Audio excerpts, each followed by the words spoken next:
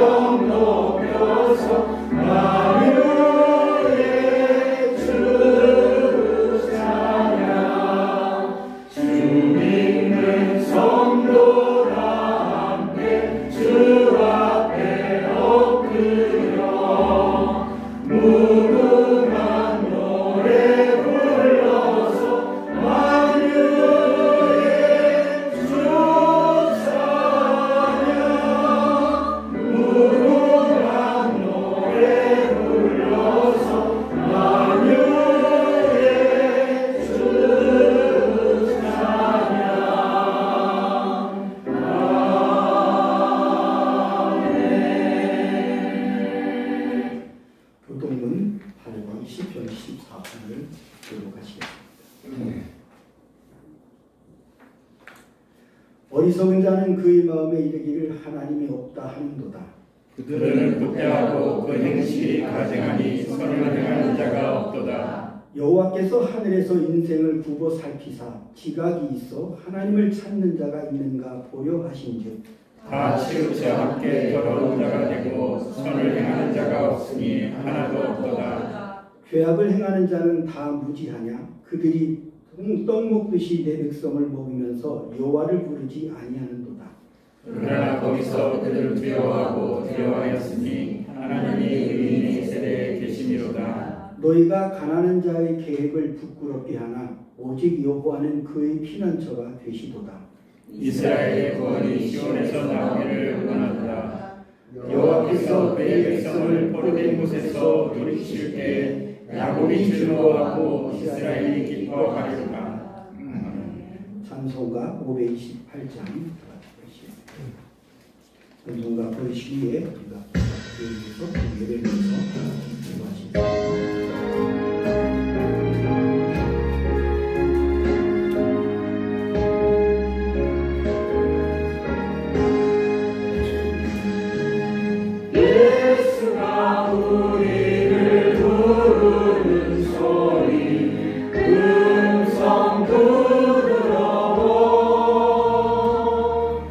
문 앞에 나와서 사명을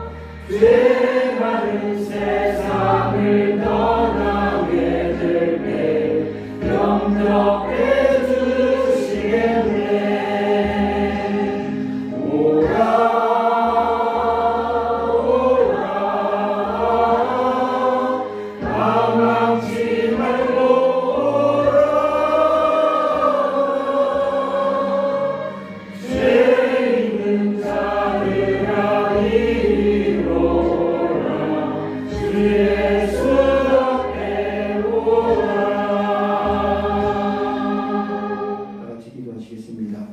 좋으신 아버지 하나님, 하나님 우리에게 우리가 이 세상에서 주님을 알지 못하고 세상과 가까이 하시니 하나님은 우리를 사랑하사 당신의 아버지처럼 아들의 십자가에 아버지 죄의 값을 치르게 하시고 우리를 대신하여 죽이시고 또 죽기까지 순종하시고 우리의 구원을 도우시니 아버지 놀라우신 사랑과 말씀에서 오늘도 모든 능력과 모든 영광과 모든 능력을 축복해 주시니 감사를 드립니다. 구원의 기쁨을 위해서 우리가 다시 한번 주님을 회복하게 하시고 성령님의 인도하심을 붙여 우리의 공동체로 주님 앞에 세워져가지고 은혜를 주시옵소서. 오늘도 주님 앞에 말씀으로 교제하는 친구에게 주 성령님의 가르치게 하시고 깨닫게 하시는 은혜가 깊이 깨달아 하나님을 닮아가시고 그리스도의 그때의 시간이 되게 하여 주시옵시고 오늘도 말씀을 성취하기 위해 세우신 이상민 장로님 붙들어 주시고 성령으로 능력 있게 하시며 지금으로 붙들어 주셔서 우리가 말씀을 선포될 때마다 우리가 주의 말씀으로 받을 때마다 간절한 마음을 함께 해주시옵소서. 하나님 아버지 은혜를 감사를 드립니다. 오늘도 모든 능력과 모든 영광과 모든 능력의 하나님이 예배할 수 있도록 우리를 이끄신 것 감사를 드립니다.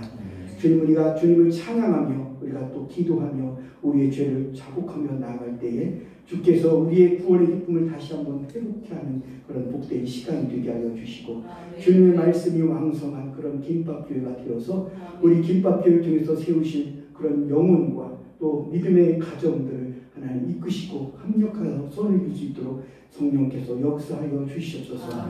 우리가 주의 선포되는 말씀을 통해서 말씀을 교제와 또 친교의 교제를 나눔을 통해서 우리가 하나님의 뜻을 점점 배우고 알아가는 그런 깊이 있는 그런 믿음의 공동체가 되게 하시고 성숙하게 하셔서 우리 삶 속에서 하나님의 향기를 흘려보내는 믿음의 통로가 되게 하여 주시옵소서.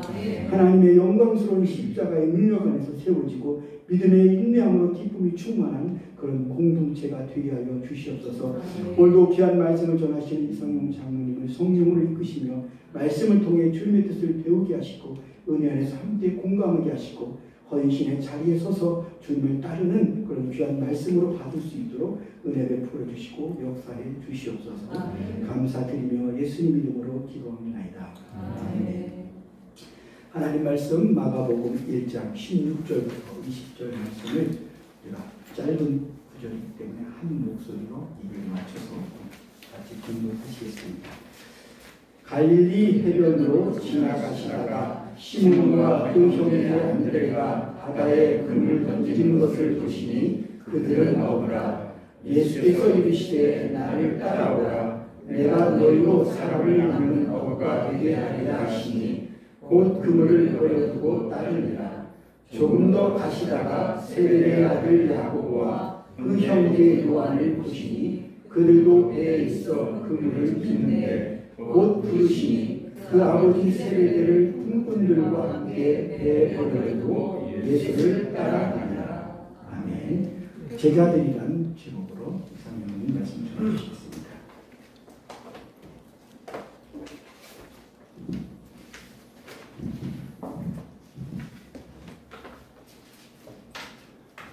반갑습니다.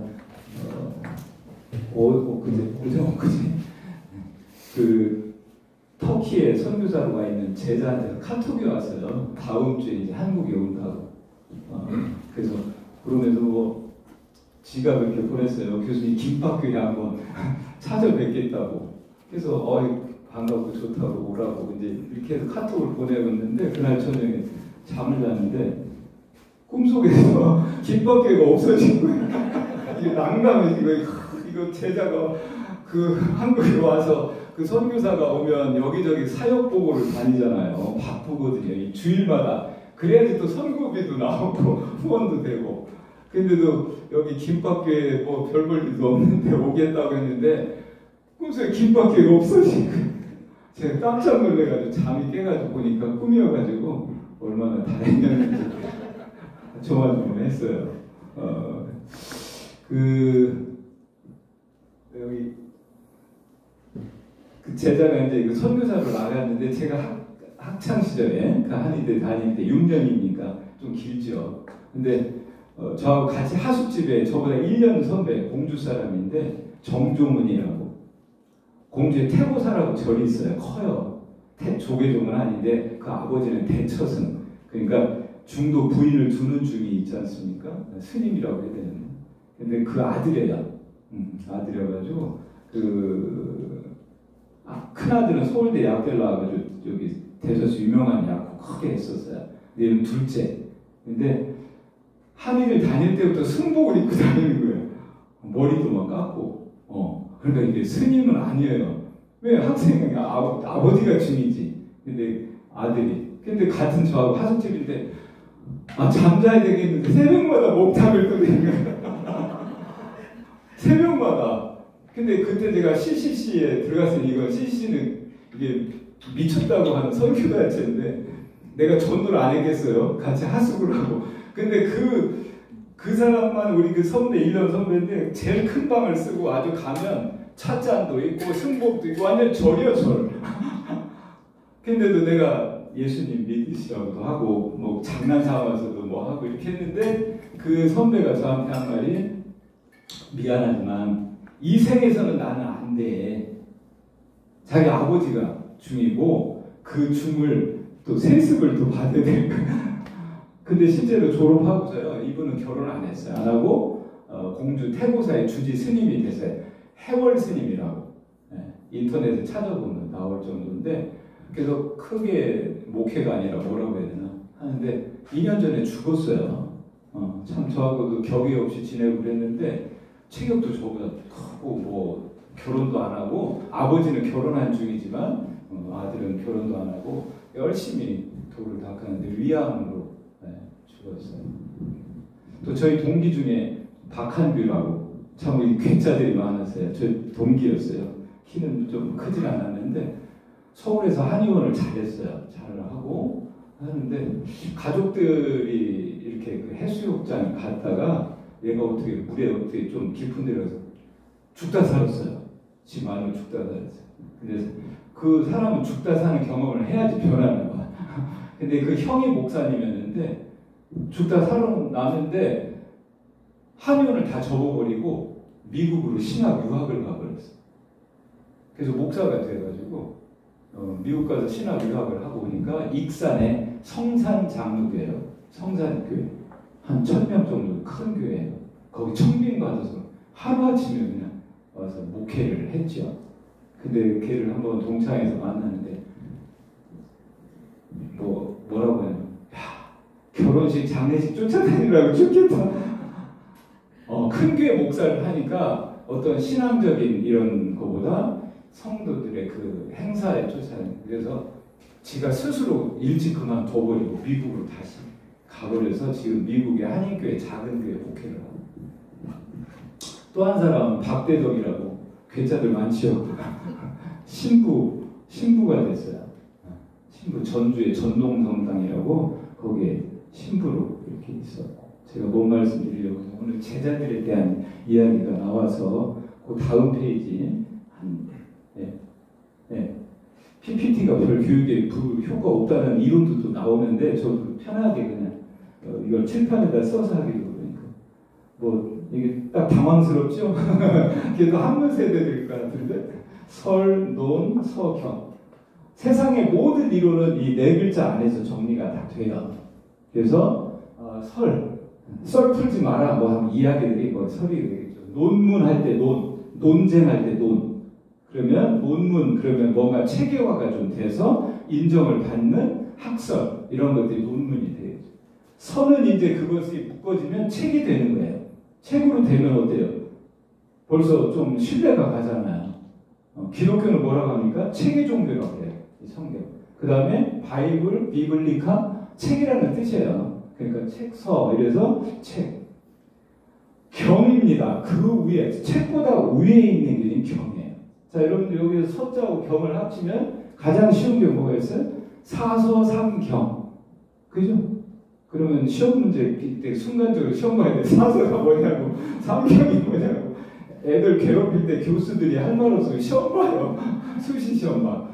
그러니까 실력 없을 교수들이 하는 짓이에요. 그거 사서, 대학, 논어, 중용, 맹자 이렇게 해서 사서고, 삼경, 시경, 서경, 역경. 그러면 왜 똑같이 책인데 서와 경을 웬 동양에서도 나누냐? 그러면 경이라고 하는 거는 기준이라는 뜻이에요. 기준. 그래서 이거를 영어로 하면 캐논 그럽니다. 캐논. 그리고 히브리어로는 카누, 헬라어로는 카논. 이게 영어로 캐논 비슷하죠. 이렇게 내려왔어요. 그래서 이게 뭐냐면 카누가 뭐냐면 그쪽에 그쪽 고대 근동 지역으로 가면 우리나라 갈대는 요만하잖아요. 근데 거기는 한 3m씩 커요. 이 카누라는 갈대예요. 갈대. 이게 뭐냐면 자로 썼어요. 자. 그래서 경이라고 하면 다림줄 이런 뜻도 있어요. 다림줄이 뭐예요? 미장 공사하면 벽돌을 싸면서 이렇게 춤에 따라서 떨어뜨려서 삐뚤어지면 다 무너뜨리잖아요. 기준이라는 뜻입니다. 근데 서와 경을 우리가 성자를 붙여놓으면 성서라고도 하고 성경이라고도 하죠. 그래서 이거 가지고 한때 캐톨릭은 성서, 개신교는 성경 이러다가 기독교 장로회에서 기장에서 성서 목사들이 이거 가지고 싸웠어요. 엄청 싸웠어요. 성경이 맞다, 성서가 맞다. 다 맞아요. 이거 근데 우리가 의미를 본다면 성경에서 정경, 외경 이런 말에서 경을 쓰면서 나오잖아요. 그래서 AD 90년 얌니아 종교회의, 그 얌니아라는 지역에서 참 이 아이러니컬한 게 참 많아요. 바리새인들이 예수님을 대적하고 십자가에 못 박았지만 구약의 39권을 정경화하는데 기여했던 건요. 로마의 그 집에 AD 70년에 티투스에 다 망했을 때 바리새인들이 살아남아요. SNF파 다 멸절돼요. 열심 나면 다 죽고. 근데 그 바리새인들이 얌니아 쪽에 피신해서 살아남아. 이 사람들이 히브리어로 된 성경, 정경 39권을 만들어요. 그러니까 참 하나님 보실 때는 우리한테 지어진 성경이에요. 정말 별의별 이 과정을 겪어서 우리에게 내려오거든요. 근데 자 그래서 어쨌든 성서, 성경인데 경이라고 하는 것은 기준이라고 하는 뜻이에요. 자 그렇다면 여러분이나 저나 크리스찬이고 성경을 가지고 살아가면 모든 세상의 가치관이라든가 이런 것들을 뭘로? 성경의 기준으로 봐야 되는 거죠.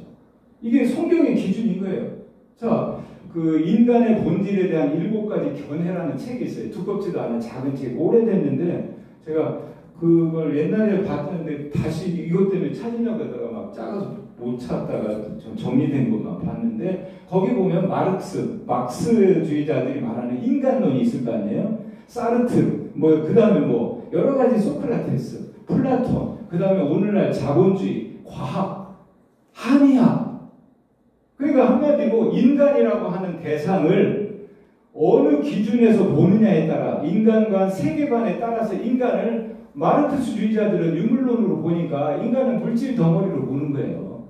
종교? 편이다. 영혼? 없어. 이렇게 보죠. 그리고 한의학도 보는 인간, 2000년 전에 황제 내경을 기준으로 해서 의학이 내려온 이쪽 체계인데 여기서 기의 덩어리로 봐요. 기의 덩어리. 정신, 기, 혈 이래서 기의 덩어리. 기가 흩어지면 생명이 없어지는. 좀 비슷하지 않아요? 하나님이 생기를 불어넣었어요. 제가 이거 일로 끌고 가면 또 잘못돼서 안 돼. 이제 여기까지만 하는데, 자, 그래서 기준이 있다는 거예요. 기준이. 자, 그러면 제가 오늘 오후에 코이노니아에 때 우리라고 하는 단어가 나와서 젊은 목회자가 하는 걸 보면서 이걸 한마디 짚고 가야 되겠구나 해서 제가 하는 겁니다. 자, 성경을 기준으로 한다고 하면 성경에서 쓰는 용어들의 개념과 세상에서 말하는 용어의 개념과 차이는 확실히 달라야죠. 같을 수가 없어요. 자, 그럼 세상에서 그 목사님이 얘기하는 우리라고 하는 자기 엄마를 우리 엄마라고 했다고 했잖아요. 근데 그보다 더 구체적이고 확실한 거는 와이프를 써야하는데 우리 와이프야. 이 말이 저거 하죠. 마이 와이프라고 해야 되는데 우리 와이프라고들 한다 이거죠. 근데 세속에서의 우리라고 하는 단어, 이 우리라고 하는 단어는 뭐냐면 여기 우리가 30명이 모였어요. 그러면 1 더하기 1 더하기 1 더하기 1인데 한 사람 한 사람 다 합치면 뭐가 된다? 30이 돼. 이 30이 우리예요. 자, 그러다 보니까 어떡합니까? 통계청에서 이렇게 그 몇 년에 한 번씩 종교 인구 조사를 해요. 얼마나 웃겨요. 기독교, 불교, 캐톨릭, 뭐 다 신천지, 뭐 종교 인구를 다 더하면요, 우리 전체 인구보다 훨씬 많아요. 이거 왜 그래요? 다 참새를 잡아놓고 꽁 잡았다고 뻥튀기 하는 거예요. 종교인들이 정직하지 않은 거죠. 우리 큰 교회 다녔었잖아요. 거기 몇 명이라고 했어요? 10,000명 정도도. 그 속에 내가 속하면 1 더하기 1 더하기 만에 대한 큰 교회가 되니까 뭐가 있어요? 힘이 있는. 우리라고 하는 개념 속에 우리는 1 더하기 1 더하기 1 더하기 1 더하기는 이게 산술급수로 이렇게 되는 그거지만, 근데 성경에서 예수님이 말하는 하늘에 계신 우리 아버지 할 때 그 우리 속에는 교회 공동체 안에서 우리는 뭐냐면요, 1 더하기 1 더하기 1 더하기 많이 되는데 이퀄 예수님의 몸 1이 되는 거예요. 이해가 되세요? 네. 우리는 내가 죽고 내가 부인되고 그래서 내가 1로서 1 더하기 30이 되고 300이 되고 3000이 되는 것이 아니라 우리 그리스도인들은 1 더하기 1 더하기 1 더하기 1은 니콜 1이 돼야 되는 거예요. 그 1, 예수 그리스도의 몸된 교회 몸의 한 지체로서 들어가 버리는 거예요. 그러니까 김밥교회나 명성교회나 그리스도의 몸된 교회로 똑같은 것이 아니라 우리가 더 나아요. 세습 안 했잖아. 세습할 것도 없지만 우리라는 개념이 달라져야죠. 믿음, 모든 용어라든가 이런 것들이 성경을 기준으로 해서 볼 때 세계관이 달라져야 되는 거죠. 그래서 우리가 이 성경이 기준이 돼야 된다는, 다림줄이고 캐논이라고 하는 이 의미가 갖는 것이 이렇게 중요하구나. 근데 그냥 세속에서 쓰는 용어들로 그냥 복음을 설명하고 이렇게 되다 보면 나중에 가서는 뭐 이상한 이렇게 빠지게 되는 경우들이 있죠. 그래서 오늘 제가 말씀드리려고 하는 거는 예수님이 제자들을 선택을 하시잖아요. 근데 예수님의 이 제자 선택에 뭐 때문에 오셨어요? 인류의 구속사역을 하고 오셨어요.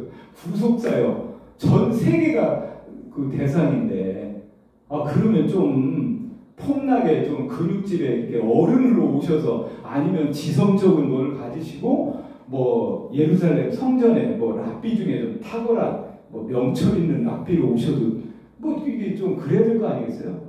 근데 어떻게 하찮은 아기 예수로 오시냐고요. 그것도 구유에 아기 예수로 오시고 엉뚱한 동네 애기들 다 죽이고 이렇게 오셨어요. 예수님이 오실 때도. 그 다음에 예수님이 제자를 선택을 하시는데 맥킨지 뭐 세계적인 컨설팅 회사라고 되어 있는데 거기서 나온 걸 보니까 기업 조직에 있어서 뭐 전략, 뭐 기술, 비즈니스 그다음에 여러 가지 뭐 비즈니스에 필요한 많은 것들이 있는데 최고의 시스템도 있고 뭐 있는데 보니까 인사 사람. 그래서 인사 전쟁이라는 책이 다 있더라고. 이렇게 검색을 해보니까. 그러니까 요새 뭐 대통령 인사가 망사다 뭐 이런 저것도 하고 그러는데 사람 선택 이게 중요한 거예요. 세상에서는. 근데 예수님이 제자 선택을 한 걸 한번 우리가 돌이켜 보시자고요. 돌이켜 보면 어떠냐면 한번 다시 넘어가 볼까요? 누가 보고 여기 지금 아까 읽었잖아요. 네. 읽었고 그 다음 기적해 보실까요? 여기. 자, 한번 위에 거 한번 보실까요? 이때 예수께서 기도하시러 산에 가서 밤이 새도록 하나님께 기도하시고 밝으면 그 제자들을 부르사 그 중에서 12를 택하여 사도라 칭하셨으니 거기 여러분들이 성경을 좀 뒷부분 좀 보십시오. 뒷부분 거기 좀 피시는 게 좋을 거예요. 14절부터 제자들이 여러분 또 쪽지시험 제자 12제자 써내라고 한번 해볼까요? 저도 이거 외우느라고 한참 걸렸어요. 다 까먹었어요. 나오죠? 12제자. 나와요? 네, 나오죠. 그거 그냥 지금 외우실 거 없어요. 또 지금 외우시려고. 그냥, 자, 예수님이 제자들을 뽑는데 기도를 하셨다는 거죠. 기도를 하셨어요. 제가 그랬죠. 예수님은 기도할 필요가 없는 분이세요. 파도 잔잔하라고 명령하니까 잔잔해지고 죽은 자가 살아나고 병이 오고 귀신이 떠나가는데 말만 하면 되는데, 근데 기도를 한다는 건 뭐예요? 이건 하나님 앞에, 하나님으로 오신 분이 하나님 앞에 다시 기도를 한다는, 이건요. 그러면 우리는, 여러분과 저는 뭐예요? 날마다 순간마다 기도를 해야 되겠죠. 네, 기도를 해야 되겠죠. 근데 일단 기도를 하셨어요. 기도를 하시고 이렇게 세우셨어요. 근데 그 제자들 세운 걸 이렇게 면면을 한번 살펴봤어요. 제가 쭉 이렇게 보니까 맨 처음에 베드로, 야고보 한번 보세요. 거기 베드로, 야고보, 베드로, 안드레, 요한, 야고보. 맨 처음에 나오는 거 한번 읽어주세요. 4명 나오죠. 베드로, 야고보, 요한, 예, 자, 거기까지나. 그러면 베드로, 야고보, 베드로, 안드레, 야고보, 빌립 이런 식으로 쭉 나가는데 12명 중에서 절반이 어부들이에요. 어부들. 그 다음에 그 뒷부분 맨 뒤에 나오는 세베데의 아들 야고보, 알페우의 아들 야고보, 또 야고보서를 쓴 야고보. 이게 헷갈립니다. 시몬은 한 7명 나와요. 그러니까 여기 그 알페우의 아들 야고보 보세요. 그 뒤 떠나서 알페우의 아들 야고보, 그 다음에 누구 나와요? 다데오 나오죠? 나와요? 다데오 안 나와요? 알페우의 아들 야고보, 다데오, 시몬, 시몬, 그 다음에 누가 나와요? 가룟 유다. 맨 끝에 4명 찾으셨어요? 네. 그 4명이 뭐냐면 열심당원이에요. 열심당원. 근데 열심당원들이 그 바리새파, 사두개파, 그 다음에 서기관, 에세네파, 그 다음에 열심당. 이렇게 그때 당시 예수님 당시에 그 유대의 이 회복을 위해서 좀 성전을 중심으로 유대 사회에 영향력 있는 그룹들이에요. 근데 이 열심당원들은 뭐냐면, 얘들을 보면은 그 시카리우스라고 해가지고 이 반달 같은 거, 터키 국기 같은 칼 있잖아요. 그걸 몸에 품고 다니는 사람들이었어요. 열심당원들. 그래가지고 그 소위 말하면 그 로마의, 우리나라 옛날에 보면 친일파들, 로마에 이렇게 앞제비를 한 사람들을 죽이기도 하고, 로마에 칼로 대적하고, 이렇게 하는 자객들. 그러니까 이제 그 겟세마네 동산에서 예수님이 그 대제사장들이 이렇게 예수님 잡으러 오잖아요. 가룟 유다를 앞세워서. 그때 베드로가 대제사장의 종 말고의 오른쪽 귀를 뭘로? 칼로 쳐서 잘랐어요. 그걸 보면 베드로도 뭘 갖고 있었어요? 칼을 가지고 있었어요. 그래서 한편으로는 베드로도 열심당원이 아니냐. 그러면 5명이 돼요. 열심당원들이. 근데 이 열심당원들은 신조가 있어요. 첫째, 하나님 외에는 이 세상에 왕은 없다. 그러니까 로마의 황제 헤롯 왕으로 인정 안 한다는 거예요. 두 번째, 성전에 내는 세계, 성전의 세금 외에는 없다. 그러니까 뭐예요? 세금을 걷어가지고 로마에 바치는 세리들은 이 열심당원들의 뭐예요? 표적이에요. 죽여버리는. 근데 예수님의 12제자 중에 세리 누가 있었어요? 마태가 있었어요. 이거 어쩐 자식을 하고 마태를, 세리를 넣고, 그 다음에 세 번째, 이 열심당원들만 친구다. 그렇게 하면서 그 지도 잠깐 보여주시겠어요? 이건 우리 장로님이 서비스로 준비해 주신 거예요. 여기만 그냥 보셔도 돼요. 이게 갈릴리 바다인데 뭐 이런 건 다 인터넷 찾아보시면 다 나오는 건데, 이쪽에 여기에 아벨산이라고 있어요. 아벨산이 있고 감나가 있고 여기가 가버나움이 있고 여기가 고라신이 있고 벳세다. 그래서 이 고라신, 가버나움, 벳세다가 이게 복음의 트라이앵글이라고 합니다. 여기서 예수님이 많은 이적도 일으키고 산상수훈도 여기서 하고 핵심적인 메시지를 많이 선포하세요. 근데 이 지역, 여기 감나에서부터 여기 아까 말한 아벨산, 이 아벨산이 어떤 산이냐면, 여러분들 아프가니스탄 전쟁 나오면 보면은 그 팔레스틴 아니면 걔들 이 동굴 속에서 막 전쟁하잖아요. 산속에서. 그래서 미군들이 결국 못 이겼지 않습니까? 똑같아요. 이 아벨산이 있는데 동굴에 살아요. 동굴. 그래서 이 열심당원들이 동굴에 살다가 밤이면은 횃불을 들고 내려오면서 그런 살인이라든가 그런 이 민족 항쟁운동들을 해는 거예요.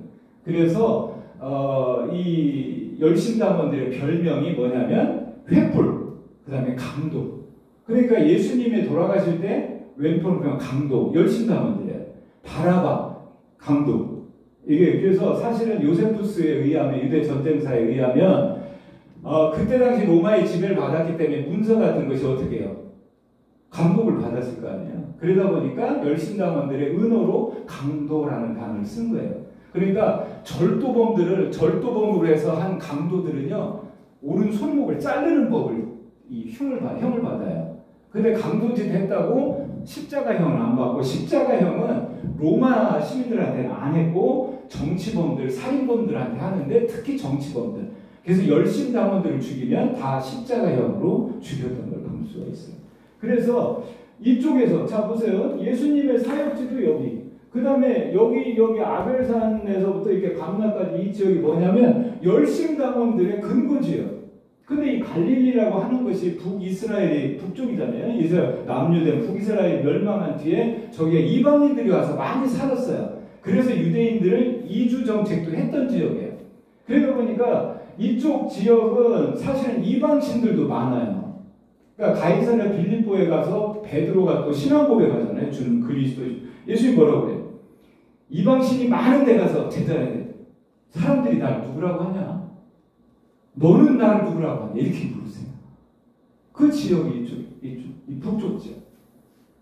그러니까 자 보세요. 예수님이 선택한 제자들을 12명 인류 구속 사역을 위해서 이 세상의 뭐 사업이라든가 맥킨지 같은 그런 그 조직에서도 이 사람이 결정적이다.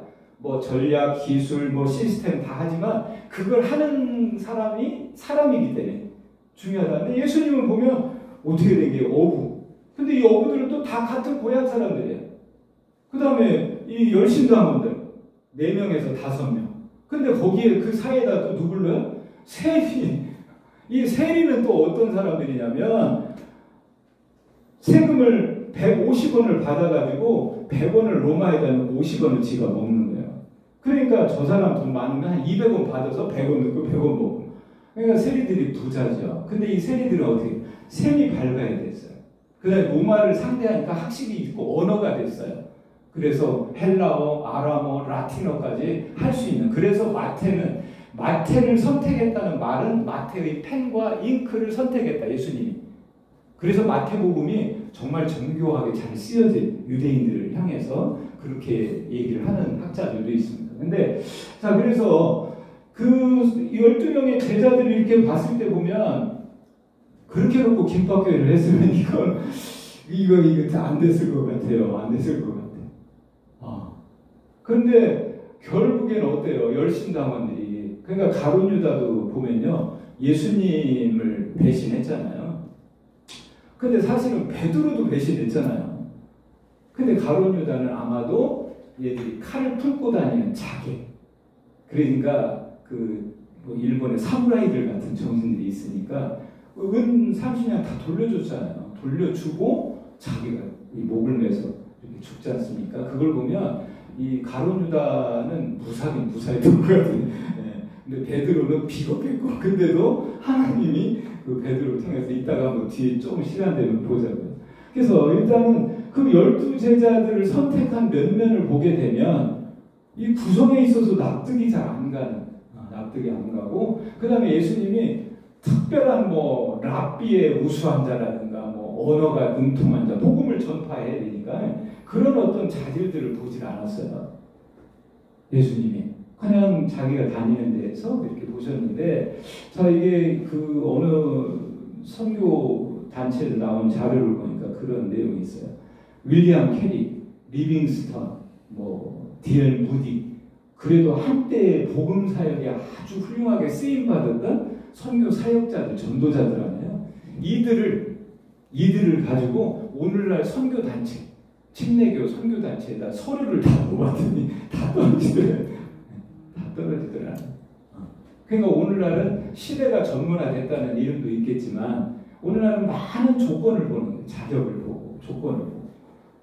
근데 하나님 앞에 일에 있어서는요. 제가 봐서 예수님이 불러서 세운 자들이 바울도 쓰긴 쓰셨어요. 그러니까 이게 너무 이쪽 몰아가면 안 되지만 우리 나의 어떠함은 하나님 앞에 쓰임 받는데 전혀 거칠 자리 없다는 거죠. 우리의 마음 자세 이게 중요하고 또 주님을 베드로를 보세요. 베드로 같은 경우 어떻습니까? 뭐 주님 앞에 최고의 신앙 고백을 하잖아요. 아까 말씀드린 것처럼 주는 그리스도시요 살아계신 하나님의 아들이라는 최고의 신앙 고백을 했는데 조금 있다가 어떻게 돼요? 사탄아가 최악의 평가를 받아버립니다.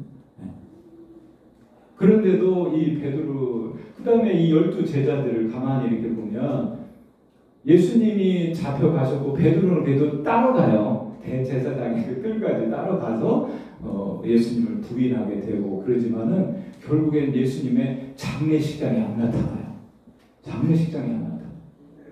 그 다음에 부활한 현장에서도 한번 그 말씀을 누가복음 24장 10절에서 11절 한번 보시겠어요? 누가복음 24장.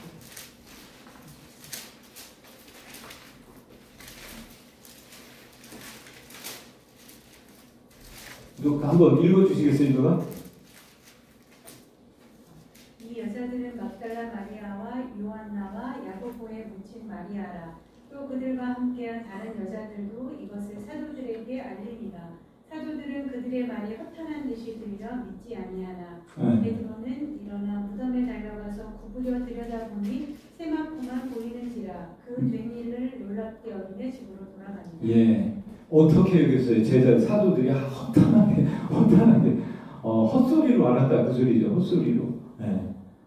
그렇게 정말 예수님이 그렇게 3년 동안 이렇게 쭉 하시고 이렇게 하는 그런 과정 속에서도 결국에 가서는 그래서 저는 하나님 앞에는요 자원하는 자보다는 부름받은 자를 쓰신다는 표현이 많은 것 같아요.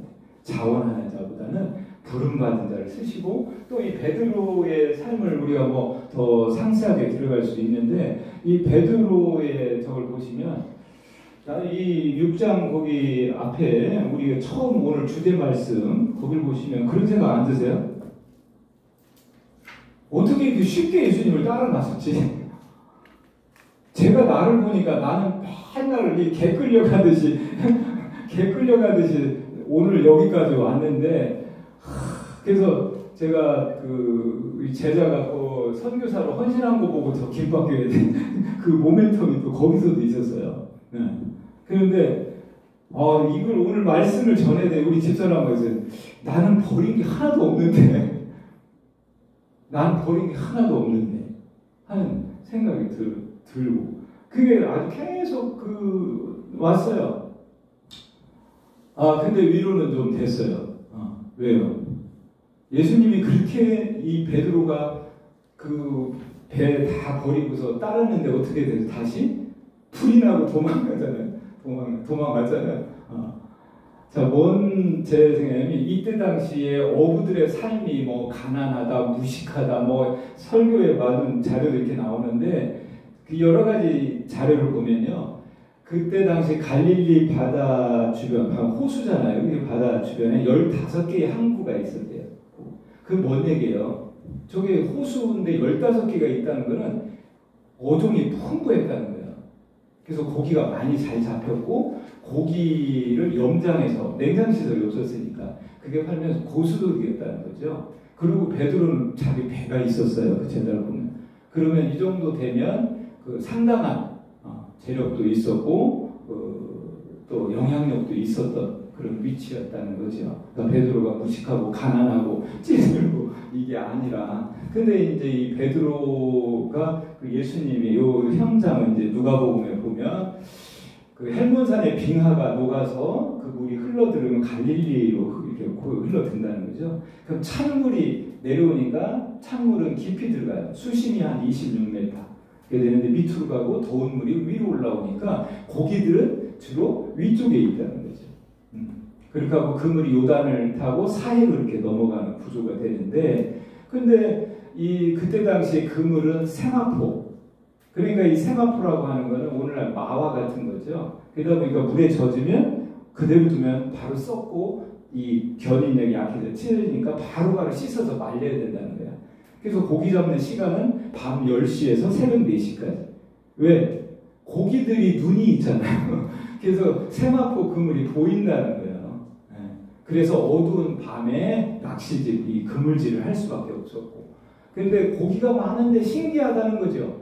어떻게 밤이 맞도록 어부로 평생 살았고 고기도 많은 데서 밤새도록 고기 잡는데 한 마리도 없었는데 예수님이 와서 베드로의 생각을 완전히 뒤집는 깊은 데로 가서 그물을 내리라고 하니까 그래서 그물이 찢어질 정도로 많이 잡혔잖아요. 근데 그 잡힌 양이 그때의 배를 환산을 해보면 2주일 동안 그물질에서 잡은 양을 한 번에 잡았다는 거죠. 그러니까 베드로가 거기에서 그냥 뭐 예수님의 그런 이적적인 이런 거 앞에서 결국은 이 베드로가 죄인이라고 하는 고백을 하잖아요. 여러분 생각해 보십시오. 베드로가 대박 났잖아요. 그분이 근데 죄인이라고 고백을 하냐고요. 감사합니다 해야 될 것 같지 않아요? 감사. 근데 아마도 베드로 속에는 안드레를 통해서 베드로가 예수님을 이렇게 만났는데 예수님에 대해서 더 깊이 모르고 있고 조금 자기 딴에는 이렇게 했다가 좀 다르게 봤으니까 그 고백을 했겠죠. 그래서 이 베드로가 예수님을 만났던 걸 보면 그래서 사실은 하나님과 우리 인간들의 만남, 하나님이 집사님과 함께합니다. 그럼 뭐예요? 임마누엘 그러잖아요. 임마누엘. 그 임마누엘 그럼 뭐 이건 축복된 소리가 하는 것 같은데 그 임마누엘의 현장에는 뭐가 있다? 나는 죄인입니다라는 고백이 나온다는 게 임마누엘이라는 거죠. 임마누엘이다. 그러니까 아까 서두에 성경 얘기를 했잖아요. 기준이라고 하는. 마귀가 내가 지난 시간에 했잖아요. 능력 있는 그리스도인. 그냥 교회만 왔다 갔다 하게만 하면 능력을 잘 못 살게 첫째. 오늘 또 하나 마귀의 전략 두 번째. 성경에 대해서 무지하게 만든다는. 성경에 대해서 무지하게. 뭐겠어요? 기준을 모르는 거죠. 성경에서 말하는 죄를 모르는 거죠. 자, 보세요. 근데 여기에는 또 이면이 있어요. 성경을 잘 알았던 율법, 토라를 잘 알았던 그들이 예수님을 몰라보고 죽였어요. 자, 이 부분에 있어서 우리가 이 성경이라고 하는 것 속에서 이 기준을 알고 가야 되는데 성경에서 말하는 죄. 아까 우리라는 단어 있잖아요. 죄도 마찬가지예요. 정말 저간다. 세상에 나와서는 죄. 윤리 도덕적 차원의 죄. 이거하고 성경에서 예수님을 만나면서 베드로가 고백하는 그 죄에 대한 고백, 그 단어. 자, 보십시오. 지금 최근에 오늘 참 코이노냐가 중요한 내용이 오늘 여기 들어있어서 이 부분도 한번 짚고 가야 될 것 같아서 서울에서 모 유명한 교회에서 성도들 앞에서 죄를 고하는 죄를. 이게 아주 저것에서 근데 이제 거기 어디 코이노냐 자료도 보니까 그것이 돼야 된다. 이 친구가 그렇게 얘기를 막 하고 그러는데 이미 문제가 많이 생겼어요. 어떤 집사님이 남자 집사님이 가늠한 거를 여기 가서 얘기를 했나 보죠. 그게 퍼져버렸어. 그렇게 하면서 이거에 대해서 문제점들이 막 드러나기 시작을 하고 있어요. 자, 죄에 대해서 고한다고 하는데 우리가 죄에 대해서 고하는데 윤리 도덕적 차원의 죄의 개념으로 가지만 성경에서 말하는 죄는요. 내가 하는 착한 일도 죄인 거예요. 이거 이해가 되세요? 내가 행한 하나님 앞에 내가 정말 행한 의로운 것까지도 죄가 된다라고 고백하는 게 성경의 죄예요. 왜요? 아담의 첫사람 아담의 후손이라 그 안에 갇혀있기 때문에 이 개념으로 확장이 돼야 돼요. 그렇지 않으면 윤리 도덕적 차원, 윤리 도덕이 뭡니까? 옳고 그름이 도덕이고 윤리는 좋고 나쁨이에요. 누굴 기준으로? 나를 기준이고 우리 사회를 기준이에요. 그러니까 이 하나님을 모르는 육체에 육된 인간들이 모여서 야, 이게 우리가 정의라고 하자. 이 정의는 피레네 산맥만 넘어가면 분리가 된다는 거죠. 마이클 샌델이 하버드에서 정의란 무엇인가를 했지만 성경에서 기준으로 볼 때는 그게 불이라는 거예요. 이거를 우리가 얘기할 수 있어요. 세상 사람들은 그건 선행이고 그건 착한 거고 그건 좋은 거야. 근데 그게 하나님 앞에는 자기 의로 우리 하나님 앞에 죄다 고백할 수 있는 것이 성경의 기준으로 볼 때 죄의 개념이 확장된 거지.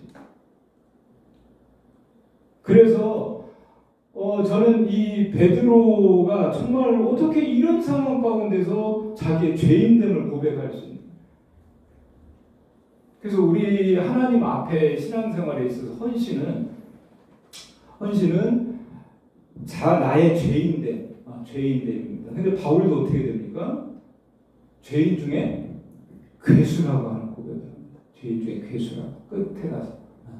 자, 베드로가 어떻게 정말 다시 그 사도행전에 가서 오순절 역사를 통해서 보면 3,000명, 5,000명의 그 역사를 일으켜가는 그 주님의 수제자로서의 삶을 살아가잖아요. 근데 그 과정의 모멘텀이 됐던 것들은 저는 용서라고 봐요. 용서. 그래서 저는 하나님 앞에 버린 것도 없고 이렇게 끌려다니고 있지만 그때 하나님의 용서. 그래서 신앙생활은 내가 죄인입니다라는 고백을 하는 사람은요, 내가 지금 더럽게 살고 나쁘게 살았다는 고백이 아니라 주님이 용서가 크십니다라는 고백을 하는 사람이에요.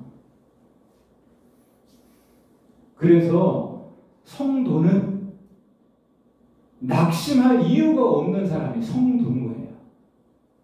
그 주님의 크신 용서 가운데 우리가 살아가고 있기 때문에 그래서 성도에게는요, 성공과 실패가 의미가 없어지는 자리입니다. 그 다음에 성도에게는요, 비극이 없어요. 비극이 없어요. 그래서 주님의 그 용서에, 그래서 성도는 용서가 없는 자리에 끼면 안 됩니다. 그래서 죄를 모른다. 그거는 용서를 모른다는 개념 보시면 되겠습니다. 베드로는 왜 가룟 유다는 정말 저는요 사나이예요. 사나이입니다. 사나이. 그들 왜 그랬겠어요? 왜 다 도망갔겠어요? 열심당원들이 뭐 예수님의 하나님 나라 아니에요. 그때 당시 예수님이 성령의 역사를 경험한 이후로 그들이 다 바뀝니다. 그들이 바뀌어요. 그들이 열심당원들은 마카비처럼 왜 그런 줄 아세요? 예루살렘으로 올라가는 길에 나귀를 예수님을 태워서 가요. 예수님이 새끼 나귀를 가져오라고. 마카비가 나귀 타고 예루살렘 성에 입성했어요.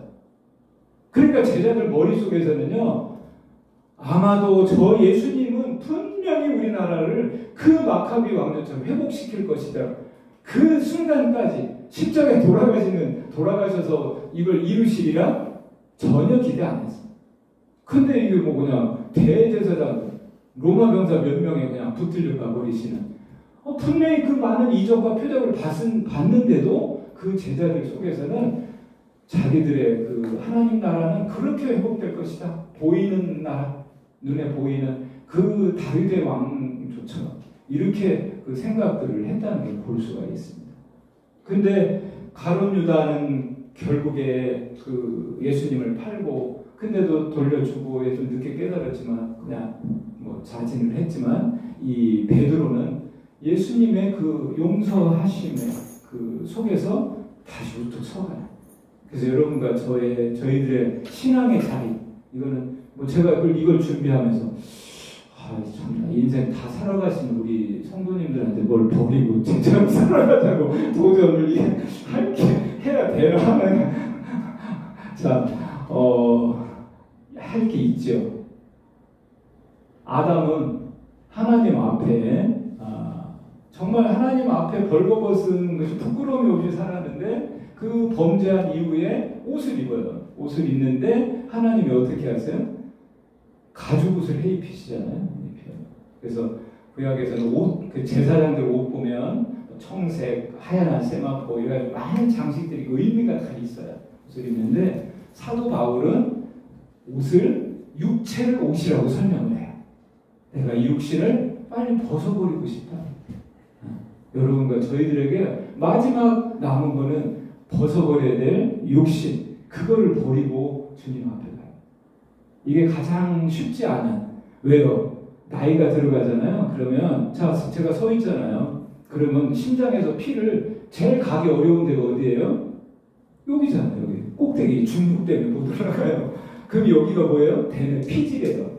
지정의 여러분들이 그 호르몬 하는 데가 얘기 한번 했잖아요. 아세틸콜린이 여기서 나오는데 이 아세틸콜린 신경 전달 물질이 많이 나오는 사람 믿음이 좋은 사람이에요.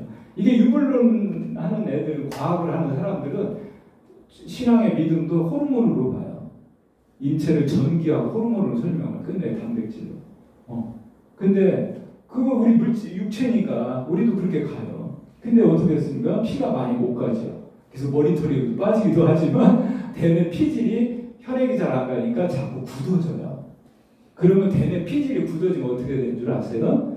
고집스러워져요. 나이가 들수록. 아시겠어요? 그래서 젊은 애들하고 여러분들이 캠퍼스에 와서 이렇게 청바지만 입고 오셔도 젊어지는 거예요. 그래서 이게 여러분들과 제가 종교, 신앙, 이념 이런 것 가지고 늙어가는 것 같아요. 믿음도 유연성이 없어져 버려요. 그래서 여러분들이 신앙의 유연성도 갖고 자꾸 나를 부인하고 나를 깨닫고 이래야지. 여러분들이 끝까지 가면 결국에는요, 이 자기 몸밖에 모릅니다. 여러분들 아파보세요. 저도 최근에 좀 몸이 아팠었는데 은혜 다 떨어지잖아요. 조금 회복되면 감사합니다 이거지 그 정도 믿음 없어요. 순교보다 아픈 게 더 힘들어요 사실은. 그래서 우리의 신앙생활 속에서 주님이 또 버려야 될 것을 도전한다면 이제 우리는 우리 육체를 걷는 과정들이 우리 앞에 놓여 있습니다.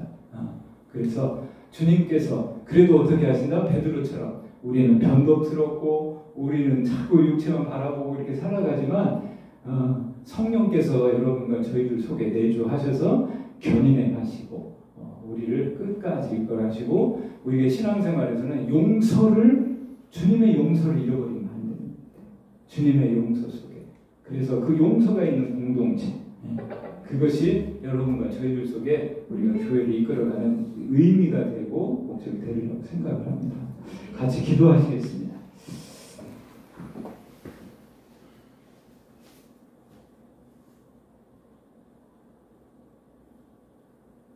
아버지 하나님, 저희들의 남은 생애가 얼마인지 모르지만 내 잘난 맛으로 살지 않게 하시고 주님이 우리 안에서 사랑과 용서로 일하시는 그 기쁨으로 사는 저희들의 인생이 되게 하여 주시옵소서. 예수님의 이름으로 기도했습니다. 아멘.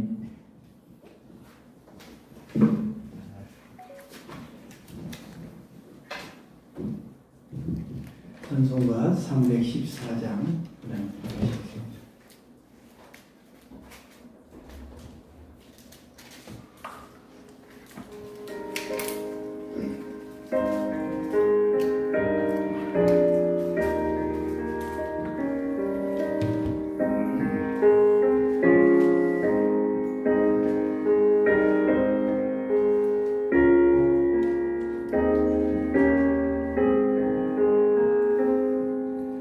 내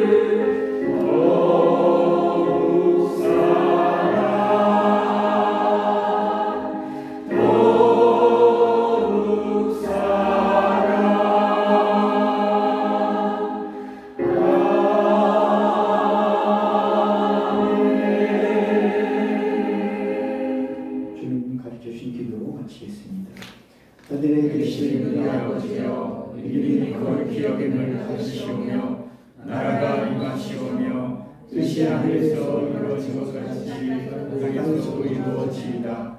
오늘 우리에게 용할 양식을 주시옵고 우리가 우리에게 죄 지은 자를 사하여 준 것 같이 우리 죄를 사하여 주시옵고 우리를 시험에 들게 하지 마시옵고 다만 악에서 구하시옵소서. 나라와 권세와 영광이 아버지께 영원히 있사옵나이다.